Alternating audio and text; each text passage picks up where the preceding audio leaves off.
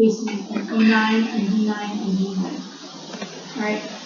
So what I'm going to do after you look through this and see what it's doing, and we're going to come in and we're going to add this application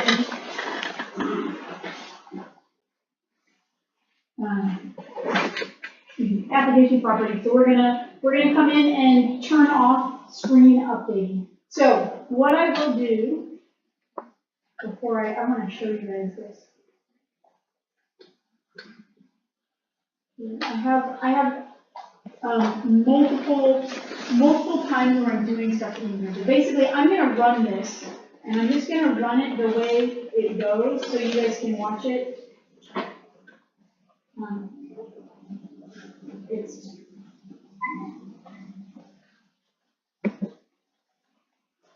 I'll show you some of this for class. Okay, so I'll turn screen updating. Did anybody do this? Did anybody run it on their computer and it kind of was like, you could see it doing stuff?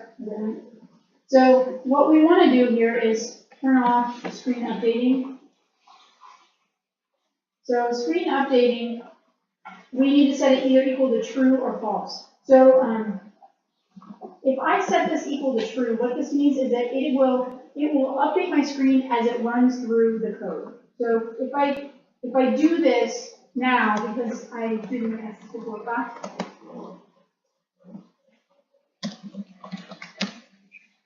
Interesting. Okay. I had to turn my screen updating on to be able to see it do that.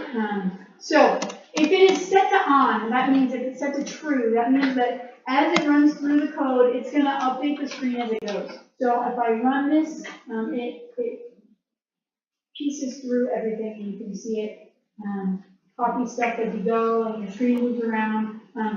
And so what I want to do is set it off, set it to false. So I say on and off, because that's how I think of it in my head. So turning screen updating off is application.screenupdating.false. So once I do this, the screen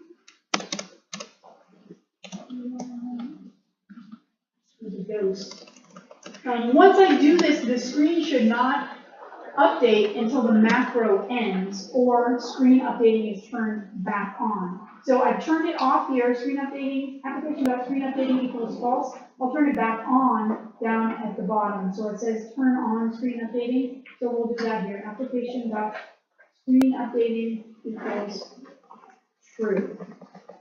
Now the comment that I have here is that you should always turn screen updating back on at the end of the macro. That's sort of the general guideline so that things run as you would expect them. Because if you don't, things like what I just did will happen, where you think that screen updating should be on, but it's just set to off and it just runs. So we turn it off before we do stuff, we turn it back on at the end, or when we want things to get updated. So as you guys go through the class, there might be things where I ask you to take delays, and this screen updating is one way that you can force it to do exactly what you want. So you should always make sure if you want screen updating off that you turn it back on at the appropriate locations, and we'll practice going through this. Okay, and then I have in here, I'm going to comment this out.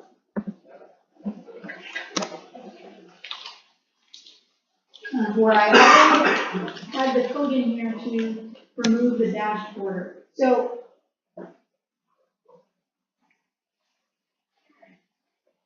if I run this, it's I put a breakpoint. This little dot here is called a breakpoint. This is one of the things I'm going to start showing you guys is some of the debugging tools that we can use. So I can have it run up until a point. So I told it to stop right here. So when I commented out this line of application.copy mode equals false, then it left that that moving border there. So I can uncomment this and reset my code and run it again. And now you'll see that that moving border is not present. So that is the line of code to clean that up and get rid of that dash border. Okay, the next set of stuff that we're going to add in here is with the wait method. And so this is going to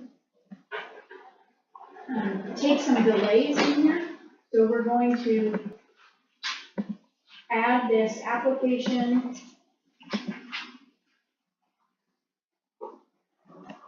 dot wait. So this is a wait a method, and so with the method, what we need to tell it is basically how long we want it to wait. And so the way that we are going to do this is that we're going to use this keyword now. So basically that takes the timestamp of exactly what time it is, and then we tell it how long we're going to add to that. So this is going to be now plus time value, and I'm going to feed it this string that will tell it that I want it to wait a certain amount of time. So I'm going to give it in this time format that I want it to wait 3 seconds. Right? So I had to put this string in here as the date format that it recognizes. This is going to wait 3 seconds here. Yeah. Why would we want it to wait? Okay. So a place that you might use this is if you have a program that, say, is doing some calculations and you want it to display stuff at a certain, like, take a little delay. So maybe it's like you want to display one thing and then maybe a second later another thing and then a second later another thing, something like that. You can use it to help it adds a little and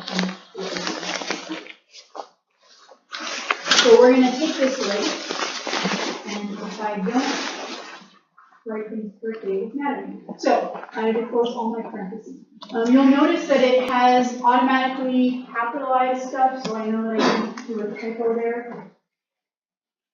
And then what I'll do is I will add some formatting to my cells. So I'm going to say range A2 colon E5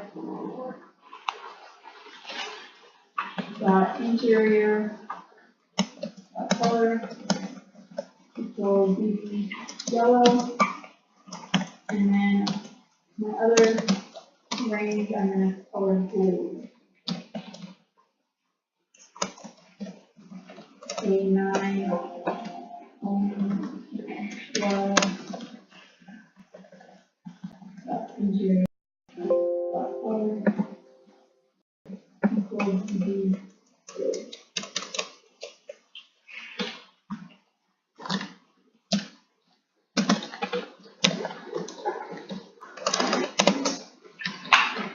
Okay, so we're going to be able to see this run through.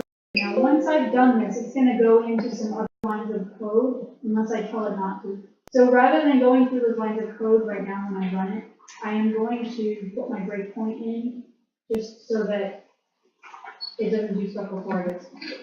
So I'm going to run it up until this breakpoint, and you can watch it copy stuff. I'll delete this for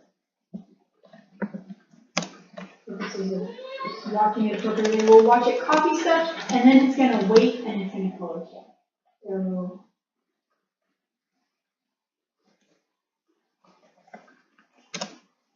So that took the delay that we specified, and then it copied, and then it colored those cells the way that it. All right. Now, the next thing that I'm going to go through in here is an alternative way to copy stuff. So this is going to get into now starting to talk about the range object in a bit more detail. Yeah. I think that's the breakpoint. The breakpoint, okay, thank you. I can